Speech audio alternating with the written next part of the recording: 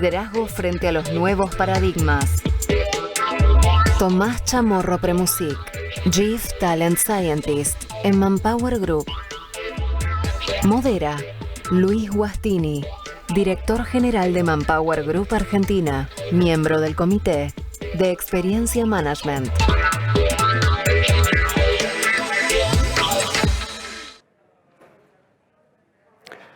Hola. Hola Tomás. Bienvenido.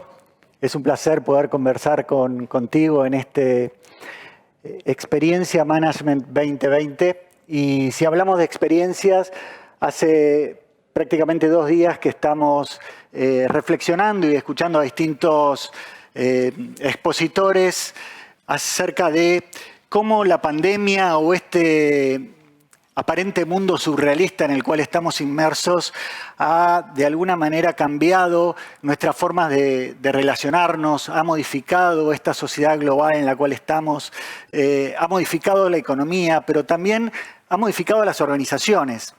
Y también pudimos ver en ese sentido casos de organizaciones, de empresas que han rápidamente modificado su modelo de negocio, se han readaptado de una forma que hace unos años nos hubiera parecido impensado. Ya en el día de hoy pudimos hacer un doble clic y meternos un poquito más en el tema que nos convoca, que es el liderazgo. Y sobre este tema vimos o pudimos escuchar a distintos líderes que de alguna manera nos comentaron o nos dijeron distintas anécdotas que nos permitieron entender las distintas dificultades que tiene un líder para poder llegar a ser exitoso en su campo de actuación. Entonces, frente a esto, se me ocurre una primera pregunta para hacerte, Tomás, vinculada al liderazgo. ¿Vos pensás que la pandemia de alguna manera está modificando los paradigmas o la forma de entender el liderazgo? ¿O en realidad lo que está ocurriendo es una profundización y aceleramiento de las tendencias que ya venían ocurriendo con anterioridad?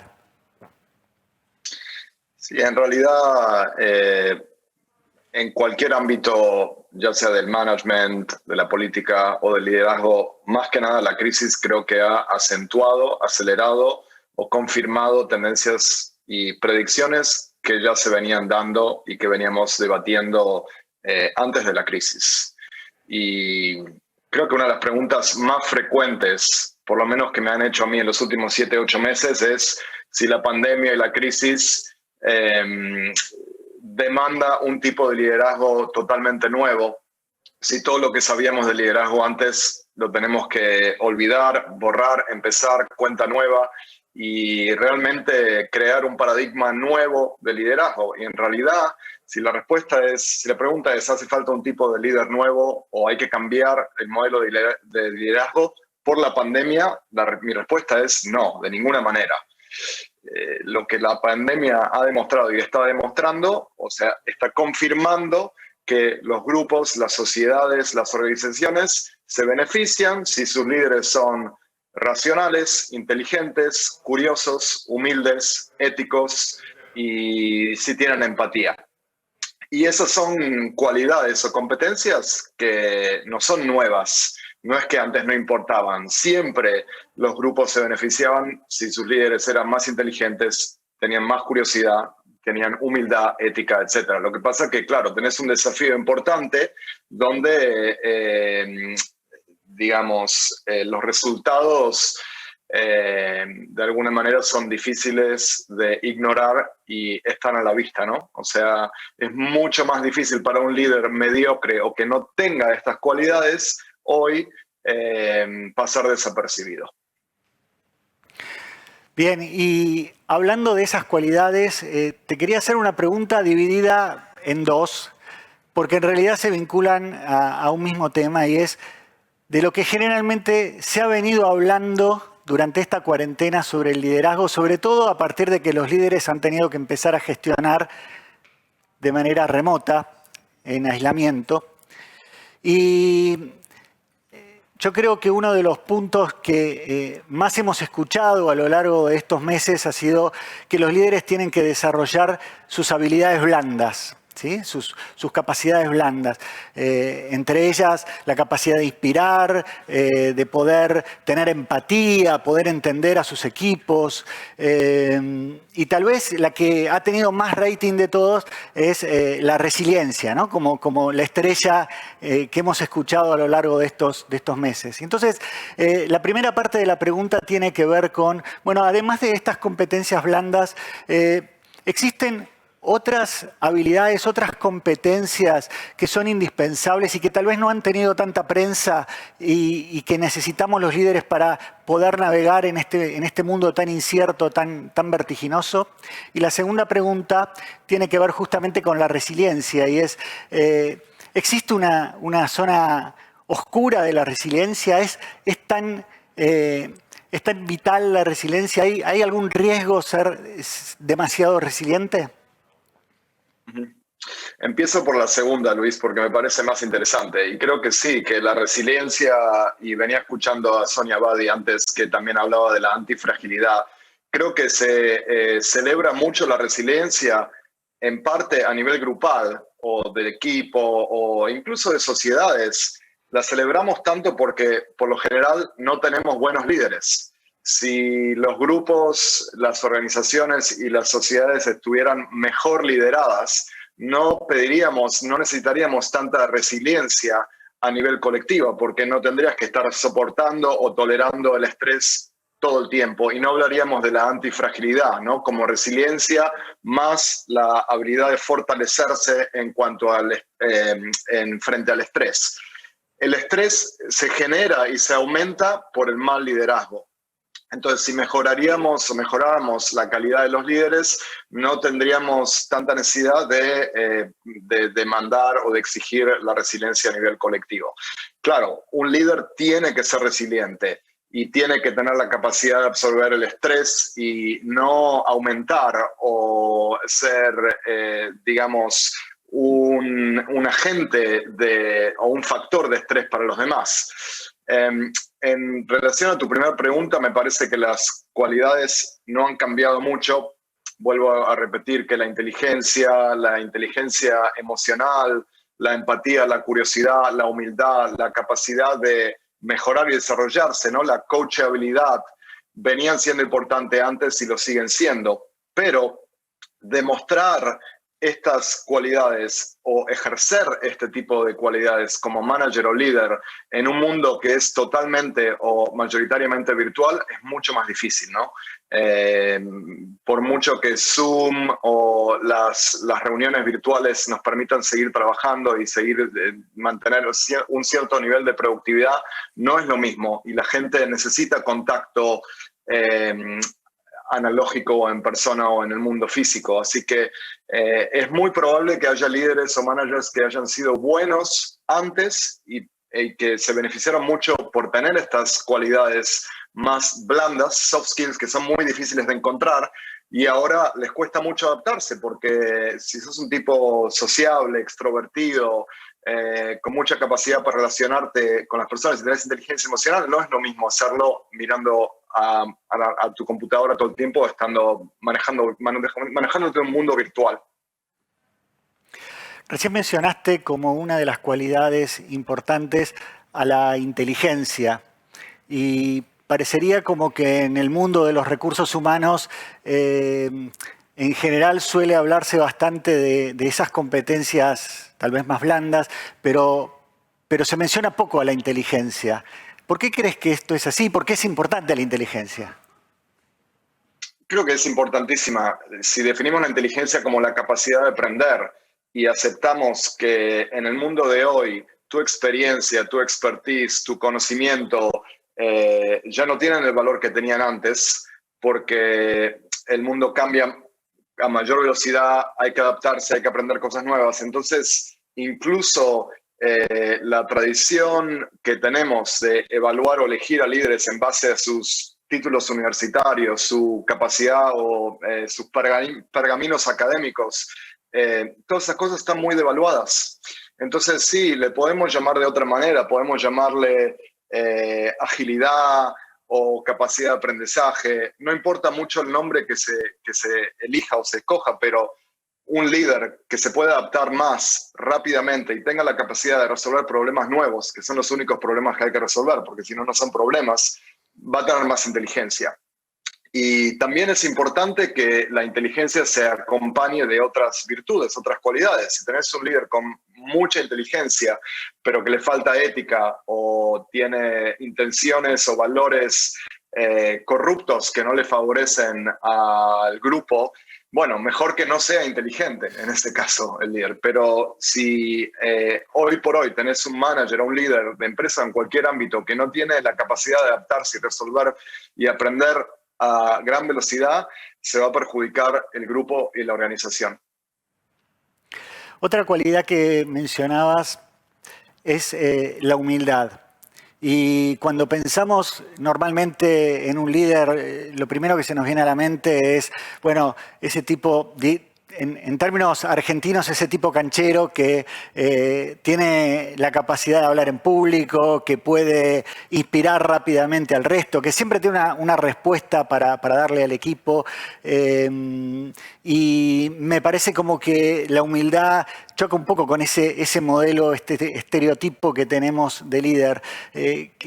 ¿Por qué es importante la humildad para un líder? Yo creo que si pensamos en la humildad desde un punto de vista individual y donde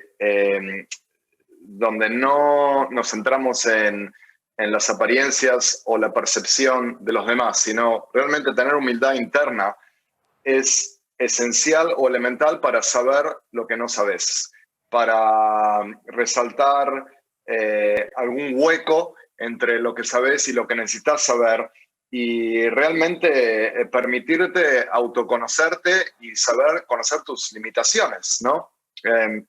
La soberbia realmente desde un punto de vista evolutivo da ciertas ventajas a nivel interpersonal, porque claro, cuando el mundo se vuelve más complejo y es más difícil evaluar si alguien, ya sea un candidato político a presidente o un ejecutivo, si alguien realmente sabe o parece que sabe, entonces nos dejamos llevar demasiado por las apariencias. Y ahí, claro, es cuando si yo a lo mejor no tengo humildad y creo que soy muy bueno, muy talentoso, y eso me permite accidentalmente pretender que tengo talentos que en realidad no tengo, a lo mejor sí me da una ventaja, ¿no?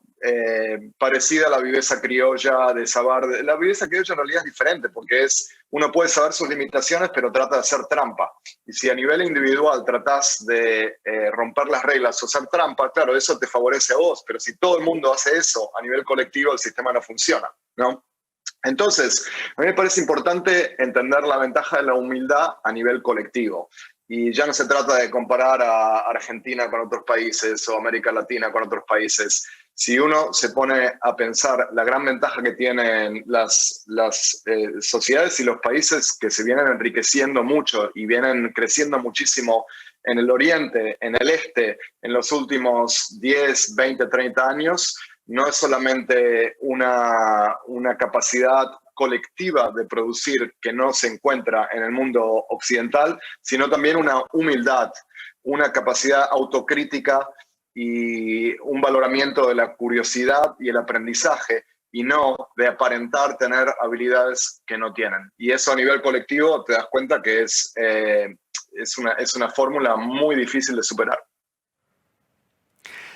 Y ya que mencionaste a la viveza criolla, te voy a invitar a hacer un pequeño viaje virtual a la Argentina y con la siguiente pregunta tratar de entender un poco al líder argentino, ¿no? Cuando a un argentino se le pregunta sobre los líderes argentinos, sobre todo líderes corporativos, enseguida aparecen como dos grandes ideas, ¿no? Que Argentina es un país que exporta mucho líder y líder exitoso, y que al mismo tiempo, tal vez por la propia historia de nuestro país, los líderes han tenido o han desarrollado una enorme capacidad para poder superar crisis de una manera muy rápida y adaptarse de manera muy rápida, creando soluciones innovadoras que tal vez en otras regiones son más difíciles de encontrar. Vos viviste muchos años en Argentina, pero también conocés muy bien otras culturas, la europea, la estadounidense. ¿Cómo ves a los líderes argentinos? Creo que en general la Argentina exporta gran talento en casi todos los ámbitos, no solamente en el ámbito de liderazgo, sino en cualquier ámbito profesional, competitivo. Uno puede elegir cualquier talento individualmente. Exportamos gran potencial y gran talento. Y me parece que lo que esto refleja es que la Argentina tiene mucho talento individual que a veces no puede funcionar colectivamente muy bien. Me parece la selección de fútbol es una gran metáfora o una gran analogía para esto. Seguimos esperando desde el 86 ganar un título de fútbol en el Mundial y seguimos dependiendo demasiado, como hicimos en el 86, del talento individual, ¿no? Entonces, esto que se da en la selección, donde un grupo de jugadores individuales que triunfa a nivel colectivo en otros sistemas se juntan para tratar de ganar un título y no pueden funcionar colectivamente, me parece una metáfora que se aplica a otros ámbitos, ¿no? Y a otras carreras y a otros ámbitos del talento en la Argentina. Y creo también que no nos tenemos que olvidar que si hay algo que a lo mejor compite en popularidad o de reputación con el talento, sobre todo si uno le pregunta no a argentinos, sino además a gente de otro lado, a nuestros vecinos, a gente que nos conoce bien, lo primero que te digan probablemente no es que, che, la Argentina, cuánto talento hay, sino van a comentar en el gran ego que tenemos, ¿no? Entonces, por más talento que podamos desarrollar, me parece que el ego siempre supera nuestro talento. Y por más que la Argentina viene involucionando hace 150 años y pasó de ser un país más rico que Estados Unidos, que Francia, que Alemania, hace 120, 130 años, y sigue yendo para abajo, el ego no se ajusta a los percances y a esta involución. Seguimos manteniendo, digamos, una autoestima intacta que me parece que hace, en realidad, digamos, destaca la calidad de carisma que tenemos y una autoestima que es a lo mejor la envidia del mundo, pero también la risa del mundo, porque si no ajustás tu ego y tu autocrítica al rendimiento, la performance que tenés, a la larga terminás viviendo en un mundo ilusorio y virtual. Así que creo que los estereotipos y la reputación siempre tienen algo de verdad y en este sentido, por lo menos mi experiencia refleja esta realidad.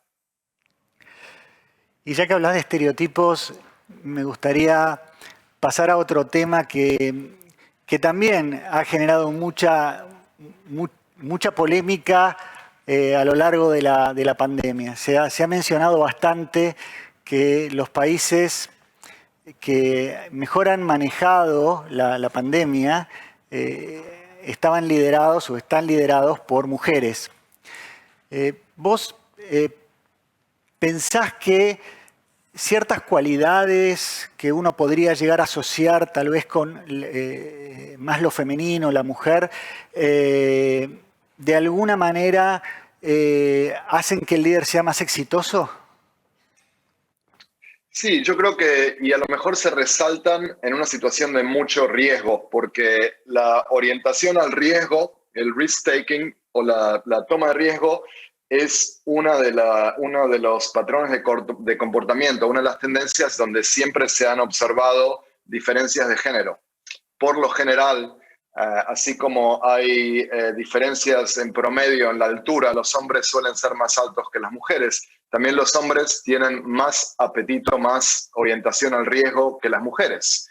Y eso se acentúa cuando te pones a pensar o analizar el perfil de líderes, porque a los hombres se los valora más como líderes cuando tienen una orientación emprendedora, de tomar riesgos, y las mujeres por lo general tienden a ser más conservadoras y más cautelosas. Tradicionalmente, la postura feminista no, digamos, no abordaba o no analizaba estas diferencias, sino que se basaba más bien en, el argumento era que no hay diferencias y que los hombres y las mujeres lideran de la misma manera. Eso no es cierto, hay diferencias de promedio. También es cierto que culturalmente los países que logran tener líderes mujeres, que siempre son una minoría, tienen ciertas características de valores, de sistema educativo, donde es fácil centrarse en los líderes y analizar el perfil de los líderes, pero también hay que analizar el perfil de las sociedades, ¿no? Y la personalidad, los valores y las tendencias que hay en esas sociedades. Por darte un ejemplo, ¿no? Si cambiáramos a Angela Merkel con algún presidente o líder, no solo de la Argentina, sino de cualquier país latinoamericano, y Alemania hoy por hoy todavía se viene destacando en cómo manejó la pandemia, aunque los casos vienen subiendo, no es que automáticamente Merkel en 6 meses o 1 año o 2 años, digamos, mejoraría todo, ¿no? Así también como si uno puede elegir el peor líder de cualquier país y importarlo o exportarlo a Alemania y probablemente sigan funcionando bien las cosas en Alemania. No es que el rendimiento va a deteriorarse automáticamente. Así que los líderes yo creo que reflejan el nivel de madurez, de educación y de inteligencia colectiva que hay en las sociedades. Y a veces también cuando fluctúan la selección de líderes se ven en competencia diferentes tendencias o diferentes puntos de maduración que están compitiendo, ¿no? Hay una cierta dinámica evolutiva interna que se puede observar y analizar en la trayectoria de las selecciones de líderes. Ahora, esa interrelación que mencionás entre el entorno y el líder, cuando lo llevamos al ámbito corporativo, parecería que también no todos los líderes son para todas las organizaciones o para todas las culturas. Ahora, por otro lado, dada esta premisa, ¿es posible para un líder cambiar a esa organización? Y en todo caso, si eso fuera posible, ¿qué tendría que hacer o qué requisitos hay que cumplir para poder hacerlo? Y yo creo que las organizaciones siempre tienen como los países tienen una cultura, ¿no? Y la cultura organizacional se mide, la mejor manera de medirla es preguntarle a los empleados y a la gente que trabaja ahí cómo viven y experiencian estar en esa organización. Ahora, ¿de dónde viene la cultura? La cultura organizacional suele ser el resultado, el producto de los valores y las decisiones y los comportamientos de los líderes. Y cuando una organización es muy joven, refleja la cultura, los valores de los fundadores. Ahora, cuanto más duraderos y más impacto tengan esos valores, más se van a seguir presenciando, ¿no? Incluso en organizaciones o corporaciones muy exitosas. Por ejemplo, Apple sigue reflejando los valores de Steve Jobs, aunque Steve Jobs se murió ya hace bastantes años, y Tim Cook es lo opuesto a Steve Jobs en cuanto a estilo de liderazgo, ¿no? Es muy introvertido, no es carismático, las presentaciones ya ni está él presentando, ¿no? Es un video nada más. Al principio mostraba los videos de Steve Jobs, pero claro, se ve que pueden coexistir los valores de un fundador y el ADN de una corporación, y también puede evolucionar el estilo de liderazgo y la cultura. Y de hecho, Apple hoy, durante Tim Cook, ha aumentado el valor y el éxito y el rendimiento un factor de 5 al 10, ¿no?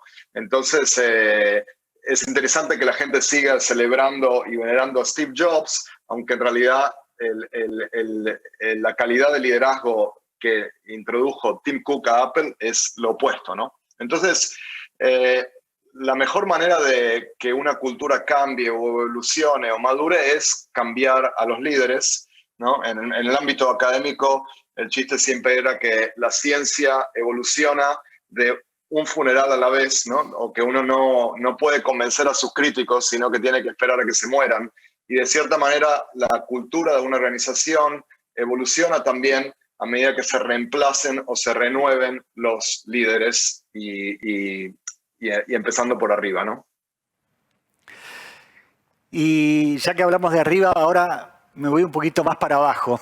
El público que nos está escuchando en general son jóvenes líderes que suelen estar dando sus primeros pasos como líderes con sus primeros equipos.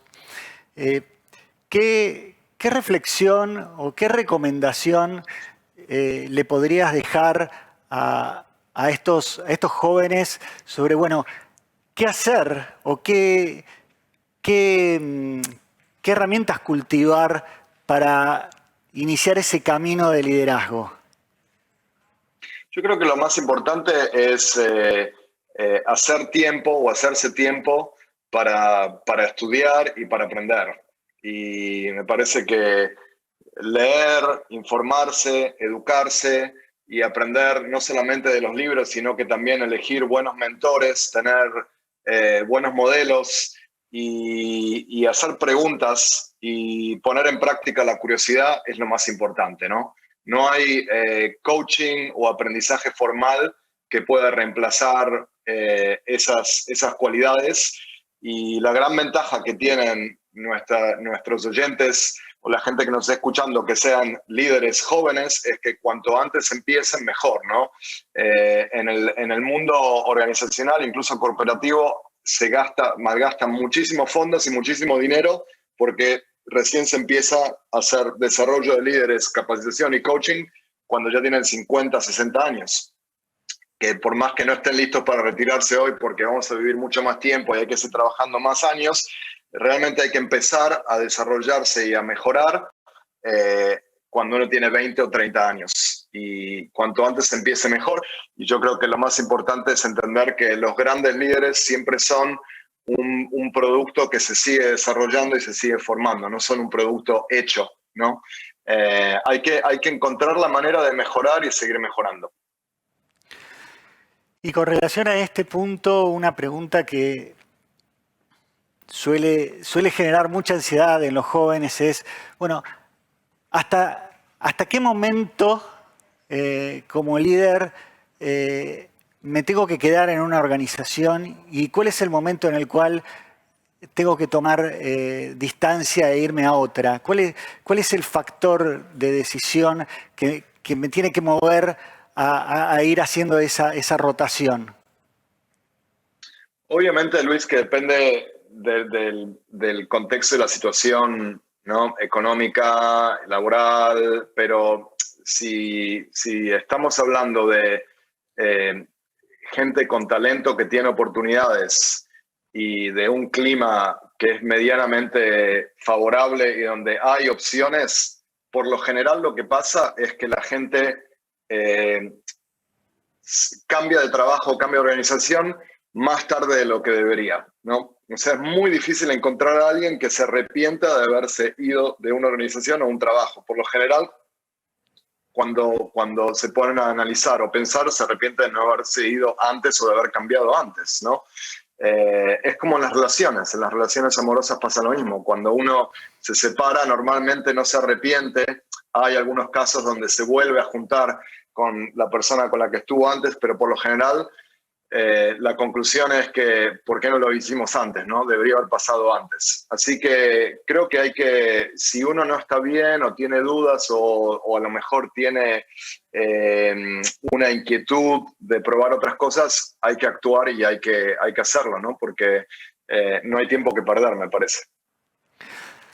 Bueno, Tomás, la verdad que te agradezco muchísimo tu participación en esta experiencia Management 2020.